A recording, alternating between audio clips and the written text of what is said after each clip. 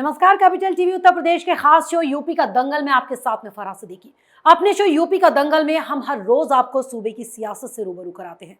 आज बात करेंगे बीजेपी की चुनावी तैयारियों की, क्योंकि पार्टी ने 5 राज्यों में होने वाले विधानसभा चुनाव के लिए चुनाव प्रभारी नियुक्त कर दिए हैं, जिसमें यूपी के लिए केंद्रीय मंत्री धर्मेंद्र प्रधान को चुनाव प्रभारी बनाया गया, तो उनके अलावा 7 सह प्रभारी और 6 संगठन प्रभारी भी बनाए गए हैं। इसके साथ ही पार्टी ने यूपी के 5 जिलों के पार्टी जिलाध्यक्षों का भी ऐलान कर दिया। वहीं प्रधानमंत्री 14 सितंबर को यूपी के दौरे पर आने वाले हैं, जो बेहद खास रहेगा। वहीं विधानसभा चुनाव से पहले मुस्लिम वोट बैंक इकट्ठा करने की कोशिश में ओवैसी भी जुट गए हैं और कल अयोध्या के बाद आज सुल्तानपुर में उन्होंने ताल ठोकी तो अब कांग्रेस की भी नींद टूट गई और प्रियंका गांधी भी 10 सितंबर को 2 दिन के उत्तर प्रदेश के दौरे पर लखनऊ पहुंच रही हैं। इन 2 दिनों में प्रियंका संगठन का पेच कसेंगी, तो साथ ही पार्टी गांधी जयंती के मौके पर लखनऊ में एक बड़ी रैली करने की तैयारी में है। और आज इन्हीं मुद्दों पर बातचीत करने के लिए हमारे साथ स्टूडियो में मौजूद है कैपिटल टीवी के editor in chief doctor Manish Kumar. Doctor साहब, बहुत बहुत स्वागत है आपका। धन्यवाद। डॉक्टर साहब, केंद्रीय मंत्री को कमान सौंप दी गई है, चुनावी प्रभारी बना दिया गया है उनको। इसके साथ ही साथ 6 और संगठन के लोगों को जिम्मेदारी दे दी गई है, लेकिन तैयारी तो तेज है। लेकिन इस बीच जो प्रधानमंत्री का दौरा होने वाला है 14 सितंबर को, वो कितना अहम माना जाए और किस तरह से चुनावी बिगुल फूकेंगे पीएम? देखिए, धर्मेंद्र प्रधान एक बहुत ही जो कह सकते हैं कि कर्मठ मंत्री तो हैं ही, लेकिन उनका जो ऑर्गेनाइजेशनल कैपेसिटी है वो भी बहुत ही अच्छा है। अब आप देखिए कि अब तक तो ये काम जो है भूपेंद्र यादव करते थे, अब उनको तैयार किया जा रहा है। तो 2-3 चीज़ें इसे समझने की ज़रूरत है कि आप पार्टी चलाते हैं, इलेक्शन का मैनेजमेंट कौन देखेगा, किस तरीके से देखेगा, ऑर्गेनाइजेशन को किस तरह से कौन मोबिलाइज करेगा, कौन सोशल मीडिया में काम करेगा, ये हर 1 साल 2 साल में बीजेपी में नए चेहरे जो है वो आते रहते हैं। ये नहीं कि वही पुराने चेहरों पे खेलती जा रही है। ऐसा नहीं कि वहां पे एक अहमद पटेल बैठे हुए हैं तो बैठे ही हैं, सालों से बैठे हुए सब लोगों को मौका देती है बीजेपी।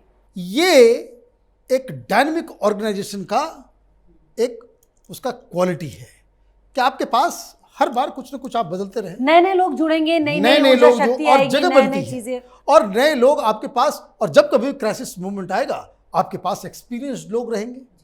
तो ये संगठन को बहुत ही बारीकी से बिल्ड करने के लिए लीडरशिप के पास उस तरह की चीज़ें होती हैं।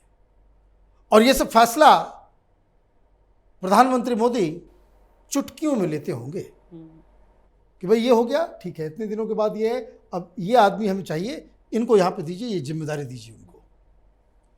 अब प्रधानमंत्री मोदी की बात आ गई। हम लोग लगातार कह रहे हैं कि ये जो एक कॉन्सेप्ट होता है कारपेट बॉम्बिंग का, एक तो बॉम्ब गिराते हैं, जब युद्ध होता है तो बॉम्ब गिरता है, तो एक बॉम्ब एक घर पे गिरा है, सड़क पे गिरा, पुल पे गिरा। कारपेट बॉम्बिंग उसे कहते हैं कि इतनी बड़ी संख्या में आप बम गिराते हो कि एक एक कतरा कुछ बचता ही नहीं है जमीन पे। वही तैयारी बीजेपी की। बीजेपी का कैंपेन का जो स्टाइल है वो कारपेट बॉम्बिंग वाला है। अभी देखिए, पिछले महीने में 3 यात्राएं हुई।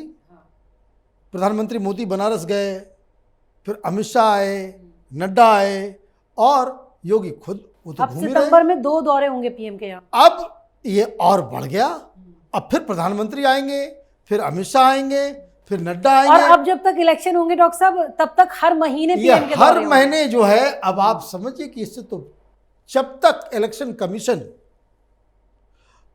मॉडल कोड ऑफ कंडक्ट लागू करेगा तब तक ये सब चलता रहेगा, तब तक कैंपेन पूरा हो चुका होगा। और ये जिस इलाके में जाएंगे, केंद्र की सरकार है, नई घोषणाएं, नई चीजें, और अब तो और भी बवाल मचेगा।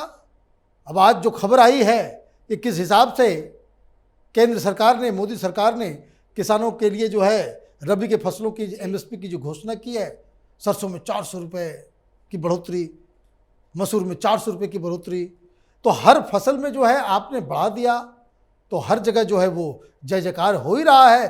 तो एक तो किसान आंदोलन को आपने ब्लंट कर दिया, और उसके बाद अब आप बड़ा ही पॉजिटिव माहौल में आप जाएंगे, जहां जाएंगे किसान भी कहेंगे जय जयकार जय जयकार। तो ये बीजेपी की रणनीति साफ साफ नज़र आ रही है कि वो अब से लेकर के चुनाव तक ये इसी तरह का माहौल बना करके भारतीय जनता पार्टी को बाकायदा उस स्थिति में पहुंचाने के मूड में है कि जहां चुनाव आते आते लोगों को लगेगा कि कोई कंटेस्ट ही नहीं है, वन साइडेड मैच जो है वो क्या हो जाएगा। डॉक्टर साहब, असदुद्दीन ओवैसी की बात करते हैं। मुस्लिम वोट बैंक पर उनकी नज़रें टिकी हुई हैं। कल अयोध्या से शुरुआत की, आज सुल्तानपुर में ताल ठोकी, लेकिन उनके इस सब से जो वो कर रहे हैं चुनाव के लिए, समाजवादी पार्टी पर कितना असर पड़ता नजर आएगा? क्योंकि मुस्लिम वोट बैंक ज़्यादा सपा को ही जाता है। देखिए, जो मेरा आकलन है, ये घूम घूम करके अपनी बात रख सकते हैं और अच्छी बात है। हिंदुस्तान में डेमोक्रेसी आप नहीं रोक सकते, और डेमोक्रेसी इससे मजबूत होती है कि यूपी का कोई लीडर वो केरल में जाके प्रचार करे, यूपी की कोई पार्टी वो तमिलनाडु में चुनाव लड़े, वहाँ इस तरह का समर्थन मिले, उस तरह का। उससे क्या होता है कि देश में डेमोक्रेसी की जड़ें जो है वो मजबूत होती हैं। वो एक अलग आर्गुमेंट है। लेकिन आपने जो सवाल किया कि भाई ये जो जा रहे हैं, भीड़ भी आ रही है, ओवैसी साहब के, और बात भी वो मुस्लिमों की करते हैं और बात मुसलमानों की कर रहे हैं, और भीड़ भी आ रही है, तो समाजवादी पार्टी का परेशान होना बड़ा लाजमी है। क्योंकि वोट जो है वो अब तक समाजवादी पार्टी को इसलिए जा रहा है क्योंकि वो नंबर 2 की पार्टी है। मुसलमान वहीं वोट करेगा जहां वो बीजेपी को हरा सके, उसी उम्मीदवार को वोट करेगा। लेकिन ओवैसी, उन्होंने कल एक बड़ा बयान दिया। उन्होंने कहा कि भाई इस चुनाव में मुसलमान जीतेगा, मुसलमानों के लिए जो आप वोट करें, आप दूसरे के लिए वोट ना करें, दूसरे को जिताने के लिए वोट नहीं करें, खुद को जिताने के लिए आप वोट करें। बातें बड़ी अच्छी है, मुसलमानों के दिल तक पहुंचती है, लेकिन क्या किया जाए? एक तरफ बीजेपी है, एक तरफ ओवैसी है। ओवैसी के साथ गए तो बीजेपी जीत जाएगी, इसलिए वो मुस्लिम मतदाता जो है वो टैक्टिकल वोटिंग करता है। कल इस तरह का इशारा भी दिया था उनसे, जब सवाल किया गया था कि समाजवादी पार्टी के साथ गठबंधन के लिए, तो उन्होंने कहा था कि सपा आके हमसे बात करे, हम नहीं जाएंगे बात करने। देखिए, वो बात बिल्कुल सही है उनकी, क्योंकि वो एक बार वो सो कह सकते हैं कि बंगाल के चुनाव में उनको ये डंक जो है वो लग चुका है बड़ी बड़ी पार्टियों के साथ ये करने का, कि जिस तरीके से बंगाल में जब वो गए तो बंगाल में भी बहुत सारे लोग उनके साथ थे। वहाँ का फुरफुरा शरीफ जो पीरजादा था वो उसके साथ जो है वो लग गए, तस्वीरें भी आ गई कि भाई हम गठबंधन करेंगे। ये बात भी हो गई, भाई कांग्रेस से भी बात होने लग गई, वो लेफ्ट वालों से भी बातचीत हो गई। लेकिन जैसे जैसे समय बीतता गया, फुरफुरा शरीफ भी जो है वो दगा दे गया ओवैसी को। वो कांग्रेस अलग घोषणा कर दी, सारी चीज़ अलग हो गई, ये बेचारे अकेले पड़ गए। तो वो होता क्या कि इससे आपकी फेस वैल्यू जो है वो खराब होती है। लेकिन अब इन्होंने ये तय कर लिया है कि भाई जिसको बात करना है वो हमारे पास हमसे करे।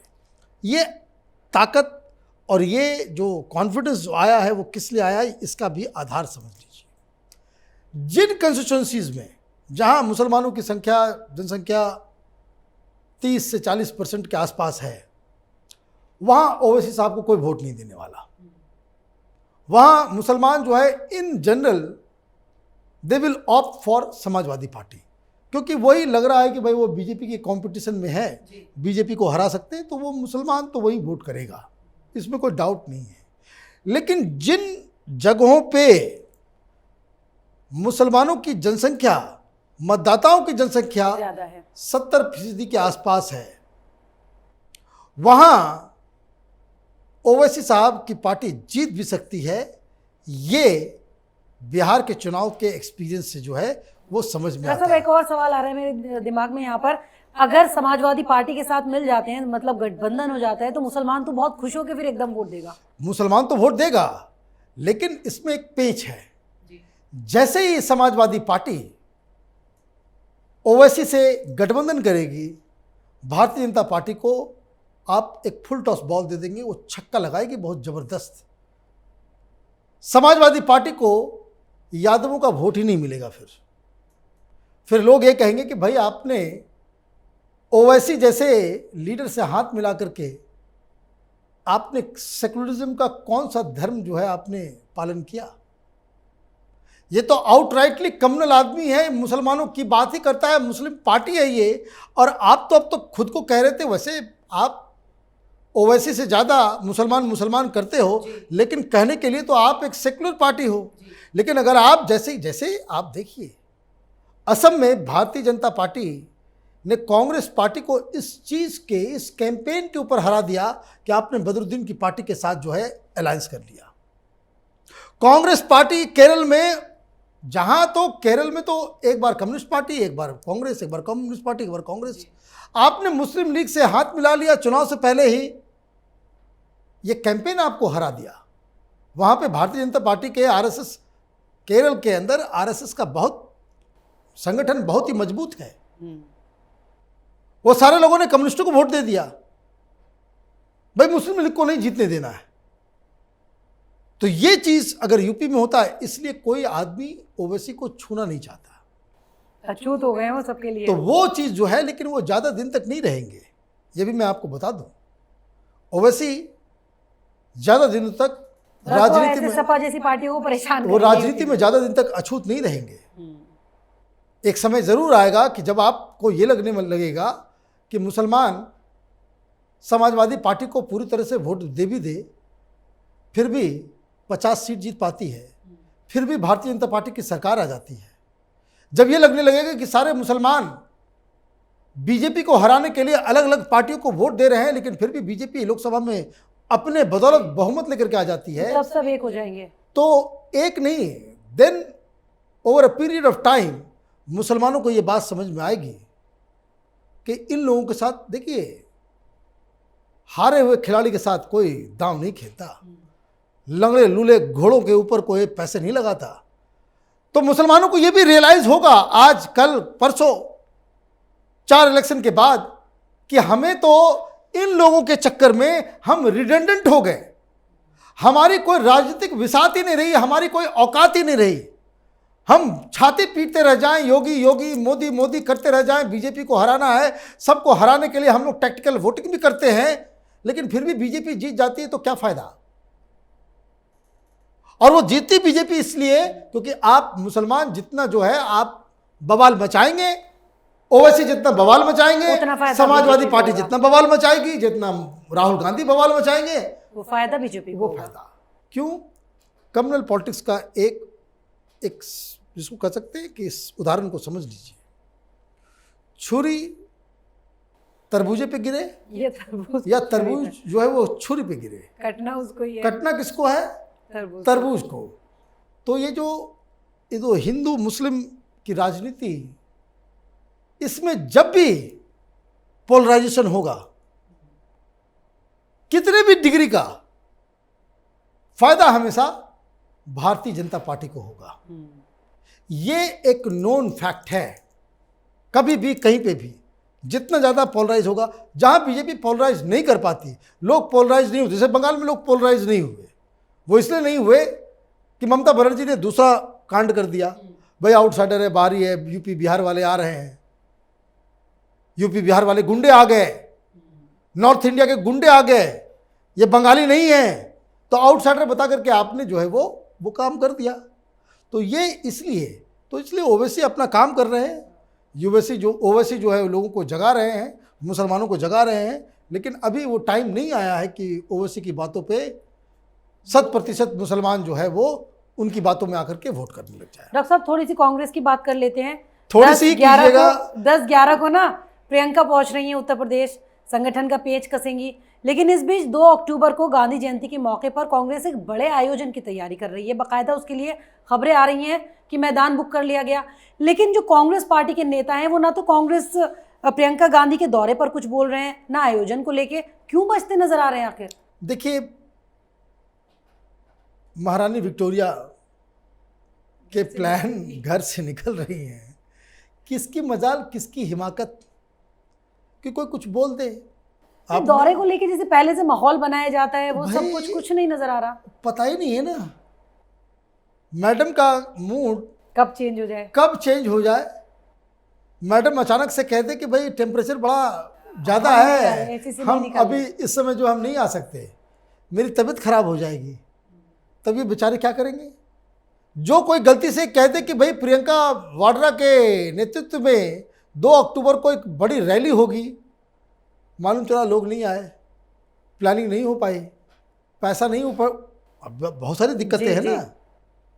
एक बात समझ लीजिए, राहुल गांधी और सोनिया गांधी ये दोनों नहीं चाहते कि प्रियंका वाड्रा की राजनीतिक कद जो है वो राहुल गांधी के बराबर आ जाए, और इसलिए परिवार में तो कुछ बवाल मचता ही है, ग्राउंड में भी इसको लेकर के जो कन्फ्यूजन की स्थिति होती है।